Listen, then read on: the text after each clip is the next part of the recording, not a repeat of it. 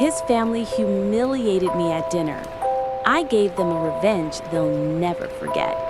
Watch till the end and tell me, should I stay in this family? They thought I just smiled through their insults. They mistook my silence for weakness. When I first met Arjun's family, I wanted them to like me. His mother, Leela, was the kind of woman who smiled with her lips, but not her eyes. His father, Mr. Suri, ran a chain of luxury hotels, a man who measured everyone by how useful they were. And then there was their darling, Mara, Arjun's ex. His ex was their perfect girl, but I was the one they should have never underestimated. Even though they'd broken up 2 years ago, she was still very much one of the family. She came over for tea, helped Leela pick saris, and called Mr. Suri uncle like she still belonged. I knew I'd be compared. I just didn't know how cruelly. That evening, I arrived early to help in the kitchen. I thought it might impress them. Leela was arranging platters of kebabs while her sisters chatted, their voices low, but not low enough. "She's not very pretty in person, is she?" one aunt murmured. Mara had such a glow. This one looks tired. Leela smiled faintly. "She's nice, but Arjun always liked refined girls. Let's see how long this lasts." I froze, pretending to look for the chutney bowl. My hands trembled, but I forced a smile. I had promised myself I wouldn't let gossip get to me. I'd win them over, politely. But dinner changed everything. We gathered at the long mahogany table, crystal glasses, silver cutlery, a chandelier that sparkled like their pride. Mr. Suri took the head seat, Leela beside him. Arjun sat next to me, his hand brushing mine under the table, a silent reassurance. It started small, Leela asking Mara about her new job in London. "Oh, Mara, that company must be so lucky to have you. Such a modern, confident girl. You were always so graceful." Then, turning to me, "Ria, dear, what do you do again?" "I work as a creative consultant," I said, smiling. "Oh, so not a real job then?" The table chuckled softly. My cheeks burned.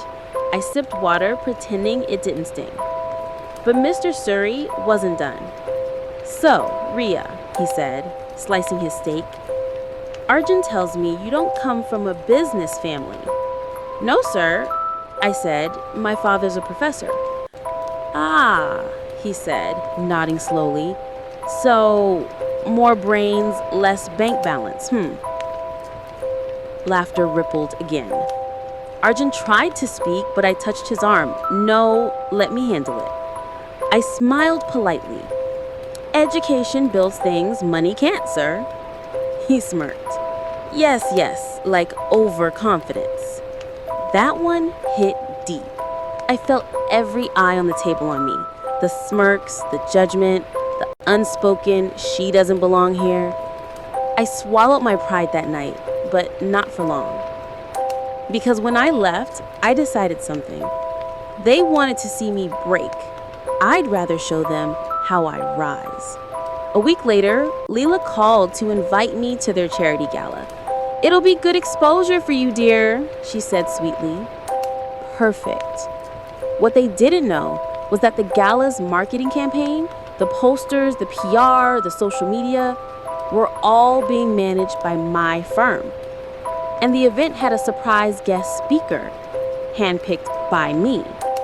That night, I walked in wearing a silver gown, confidence shimmering more than the sequins. Mr. Suri barely looked at me, too busy boasting to investors. When the MC announced the guest of honor, the room gasped.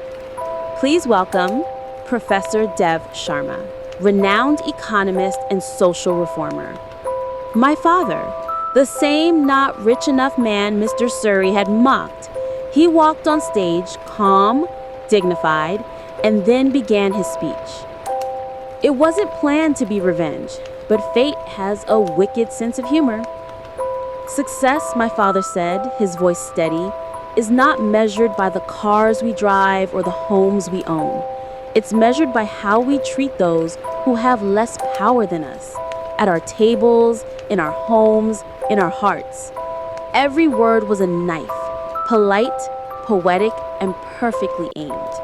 The audience applauded. Mr. Surrey's smile faltered. Leila looked like she'd swallowed a lemon. Then, as the evening ended, the event's PR screen displayed sponsor credits. There it was, in glowing letters. Concept and campaign by Ria Sharma. Whispers spread.